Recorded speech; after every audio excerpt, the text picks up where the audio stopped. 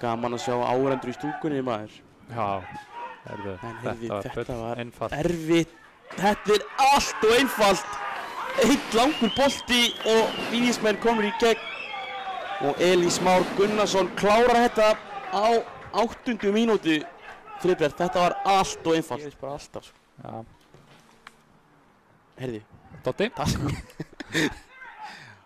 Aron Skúli með erfitt skot. Hvað að gerast? Arnór fær boltann og með... Já. Aron, þetta frábærlega gert. Danni fljótur að hugsa. Finnur Aron hana og Aron klárar þetta frábærlega. 1-1 ásöldum eftir 13 mínútur. Sending leit ekki sérstaklega vel út. Nú getum við svo trætt og marga menn fram á við og Frosti fær boltann út á kanti og með góða bolta fyrir Aron Skúli.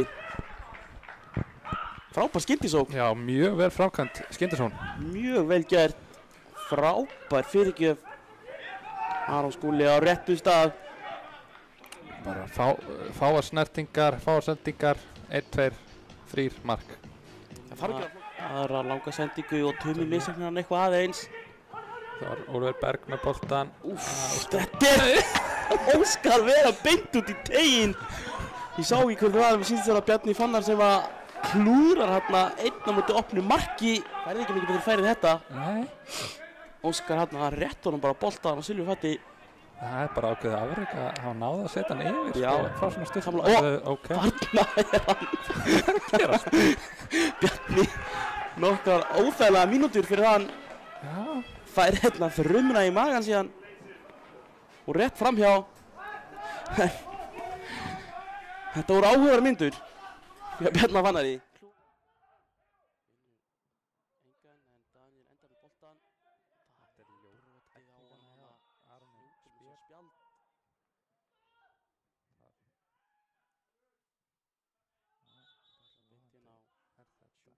Það lítur ekki vel út. Daniel ekki þekktur. Farinn.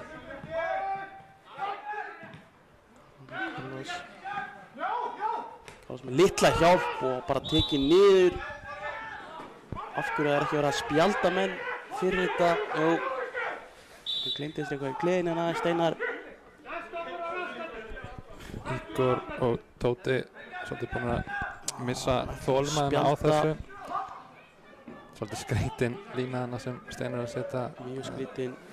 Og hann að gefa ykkur rautt spjaldan á bekknum.